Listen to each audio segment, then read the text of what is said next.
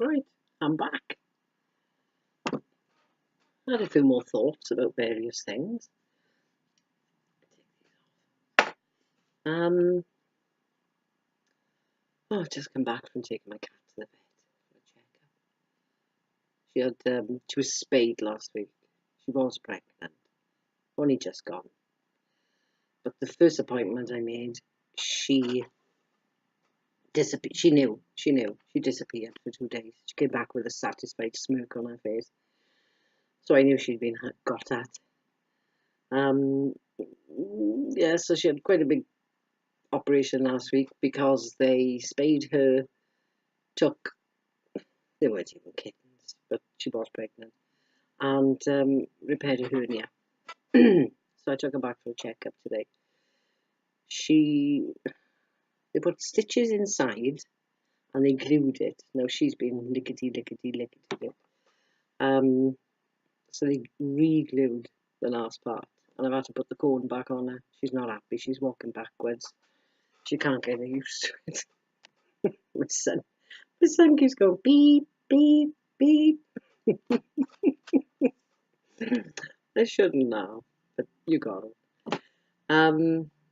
Yeah, some more thoughts about various things to do with keto mainly, but I do go off on a tangent sometimes. I am a rambler. Olive oil, right. When I were a lass, olive oil was something you kept in the medicine cabinet. It came in a bottle about that big, can't see it, from the chemist. You kept it in the medicine cabinet for years, and as it would drip down the side, the label would become translucent, and it would develop this really fausty smell.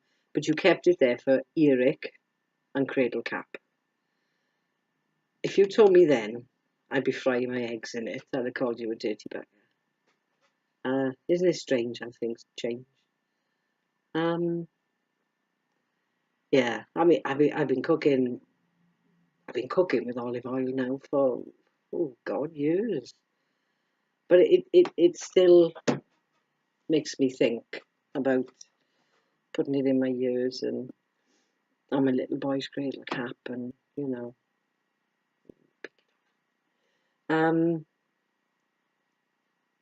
Caesar dressing. I've really looked into this. Now then, I factored this. I've made a list. I think I am sorting my macros out. I could be wrong, but from what I've gleaned, let's have a look. Dr. Berg says I aim in for 30 grams of fat with each meal. It's 20 to 40, but he says 30. Now, carbs are under 20 a day, and protein. Some people say a gram of protein for every pound you weigh. Well, that's 175 grams. All I'd be doing is eating meat. So I've kind of gone. Some people say then half a gram for every pound. So I'm kind of basing it between 60 and 80.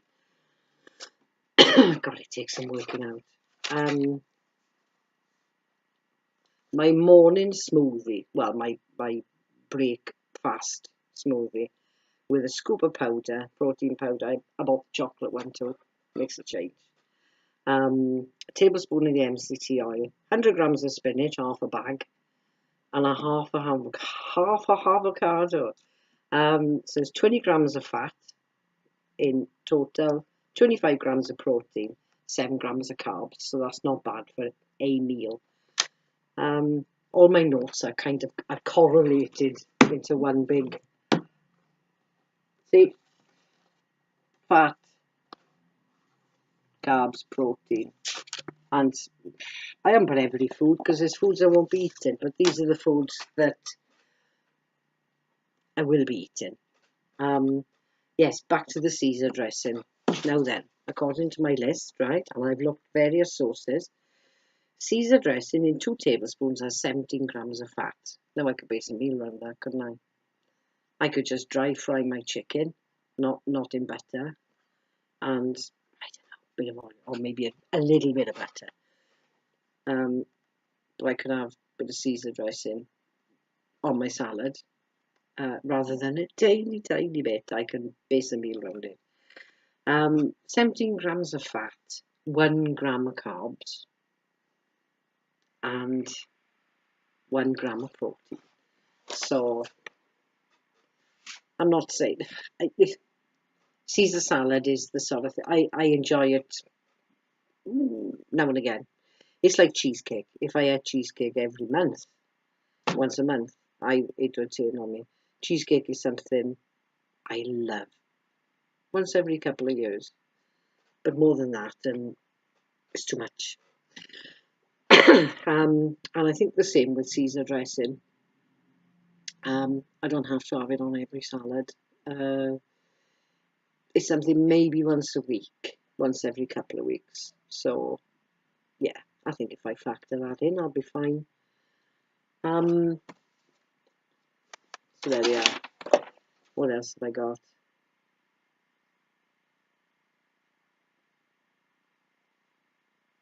Yeah, I wasn't sure, right? Like people said, eat as much fat as you can. And I'm thinking, eat the fat of the meat, and but I'm thinking, I also want to eat enough fat to keep me going from meal to meal, plus through the night and fasting the following morning. But I don't want to eat so much that I'm compromising my weight loss, and that's the main reason I'm doing it.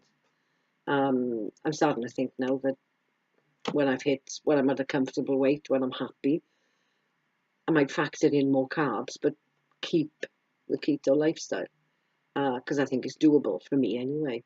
But I thought, how much fat? And I wonder if the Dr. Berg so far, that he says like 30 grams a meal. But then this last couple of days, I've been having 2 meals, breaking my fast later, and then eating my second meal, my last meal, about 6 o'clock. So is he basing it on 90 grams of fat a day over 3 meals, 30 grams a meal? So if I'm having 2 meals, do I try and aim for 45 and 45? I don't know. I think I'm going to just stick to 30. But I think there seems to be a balance here. I'm not getting it. I'm not getting it. Nothing's jumping out. Nothing. nothing. Nothing's jumping out at me in tablets of stone. You've got to eat enough fat for your body to know that it's got a regular supply of fat, so it doesn't have to hold on to the carbs.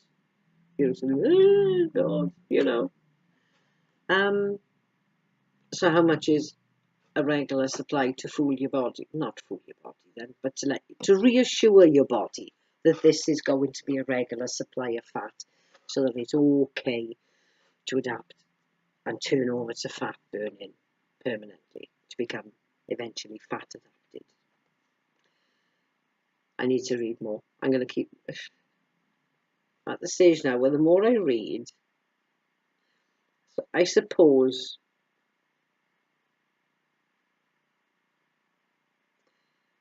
50%, perhaps 40-50% of what I'm reading is educational and gives me answers, and the other 50% just makes me more confused.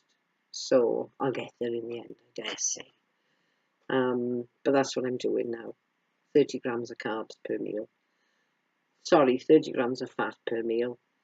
Under 20 grams of carbs, which, to be honest, I think I'm about 15, 16 most days. Try and leave that buffer in case I'm getting things wrong. And between 60 and 80 grams of protein. Because some say eat too much protein and it'll turn into glucose. And some say it's a load of rubbish. Yeah, this is a new concept, So we shall see. We shall see if I'm losing weight this morning. Still 12 stone 2, which I was Saturday morning. But we shall see. I feel as if I've lost more weight again. And I tell you why, because, excuse me, I got my work trousers. We wear black trousers. We don't wear a uniform. It's nice, because uniforms put a barrier between you and, you know. So it's nice. But I mean, obviously, there's a dress code. Black trousers, black shoes, and then a plainish t-shirt. Stripes are okay, but anything too fancy or with logos on is a no-no. And it's very, very hot.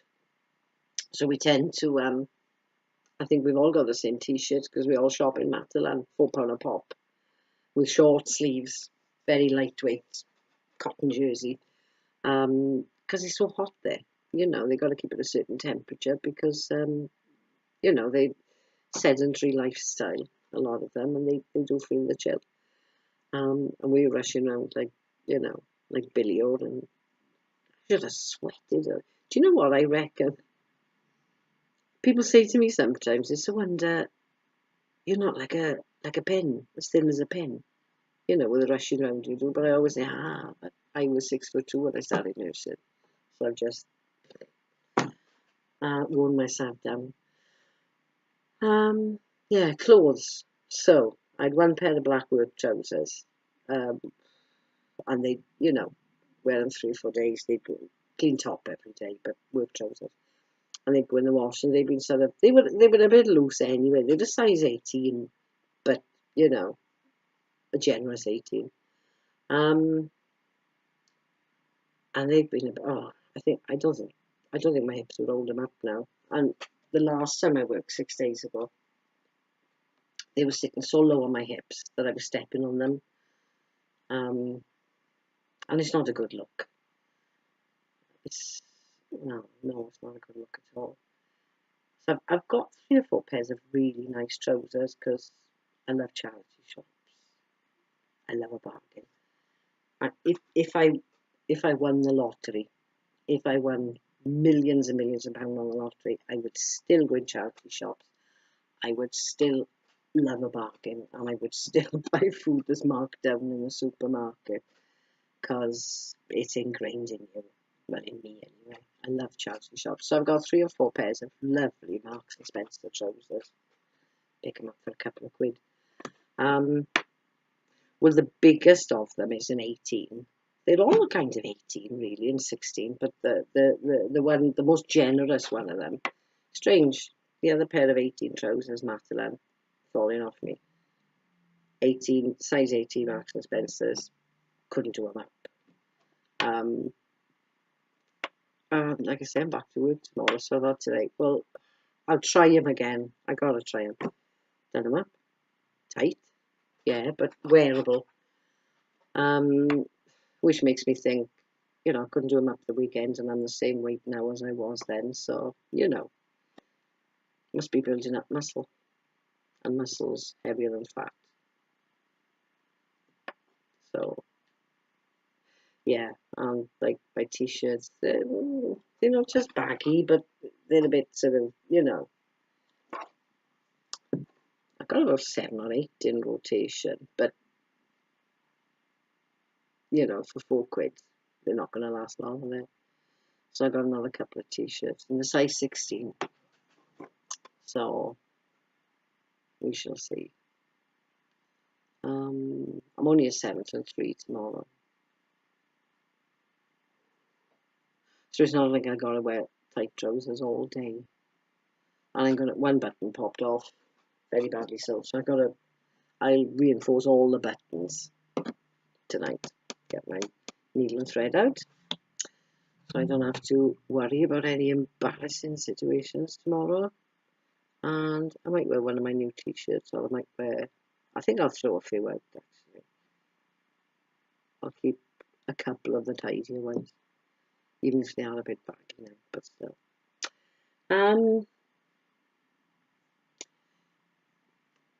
These videos were meant to be properly videoed on a camera, a Canon camera. My son, he's just finishing his 3rd year now of a film and video degree. So he was going to set his camera up for me because I was going to do this. And his battery door is jammed.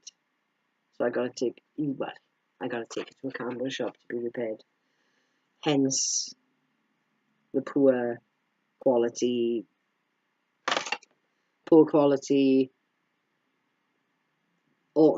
visual and the poor quality sound as well. But hopefully that'll get sorted and I'll make better videos after than just sitting here in front of a laptop. Yeah, he's done well. Fair play. You know, he did his O-levels, he did his A-levels, and he wasn't really planning on going to university, but I think the job centre, when he said that he's always been interested in things, he was calling Barry Norman, and not just in the film itself, who directed it, what else did he direct, who wrote the music, what else did he write the music for, the production, the producers, everything. And they set him up with a local training school, adult. You know, they do shorthand typing, local history, that sort of thing. Quite a lot of stuff. So they sort of linked him into this group because he was on the dole. He wasn't working. Linked him into this group that was making a short film, and he loved it. And one of the people making it was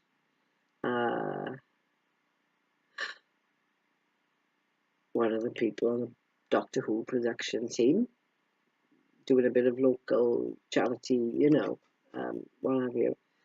That was one of the people helping out. Another person was a tutor on the film and video degree course. And he more or less told Tom after it was done, he said, so you're doing your degree now then? And Tom was aware, you know. So we talked about it, and yeah, done it. He's in his third year now. Loving it, and I'm so proud of him.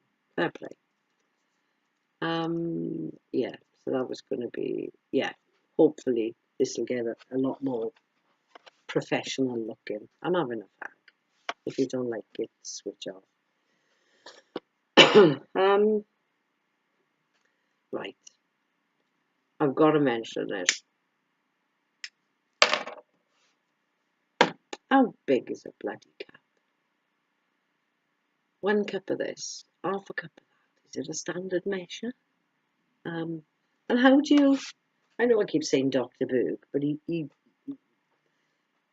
bangs on about having 7 to 10 cups of salad a day. Well, I did look it up because I thought, well, if it's like spinach, do you pack it down in a cup? Or do you just sort of put it loose in a cup and is it by volume or weight or what? But I did look at spinach, and apparently there are 30 grams of raw spinach in a cup. So there we are. If I have 100 grams in my smoothie, that's just over 3 cups. And if I have 100 grams tonight, now I'm having scrambled eggs and bacon, and I'm gonna, you know, so I'll put the rest of the packet, the other 100 grams. That's 6 cups. I think that's enough for anybody. And I did have half an avocado this morning. Yeah, so there we are. You can have too much of a good thing. I love salad, but in moderation. Well, you know, not to excess then. I do notice other things, like I mentioned before. Arugula, that seems to be what they call rocket in America. What was the other thing? What did they say? 2 countries or 2 cultures divided by a common language, which is true, really.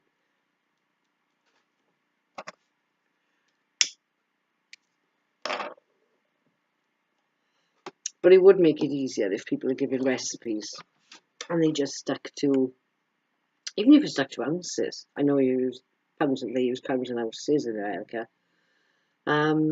This cup seems to be, I don't know, interchangeable, and sometimes they'll say grams.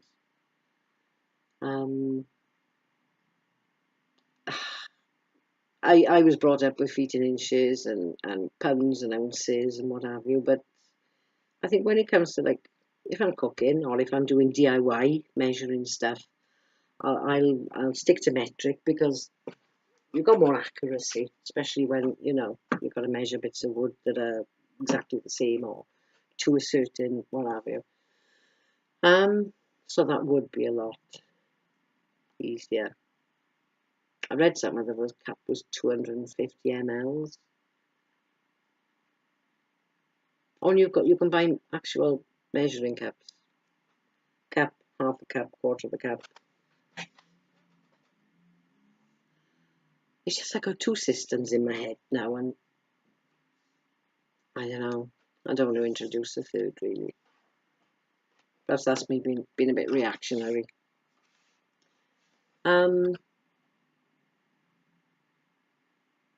That's it for today. Done well again. Like I said, I had my smoothie this morning, and tonight I'm gonna have bacon, scrambled egg, and put the spinach on top while it cooks, and then just mix it through just before it's cooked. That's as much cooking as spinach needs. Yeah, back to work tomorrow on another smoothie. I don't overdo them because they can get a bit much, but I'm thinking maybe I'll keep smoothies for other days I'm working. And when I'm not working, have a solid breakfast. I did the smoothie today because I wanted to try my new chocolate protein powder. It's nice too. It's nice. It was alright, yeah. Right, okay, that's all for now. Have a good day, and I will see you soon. Bye bye.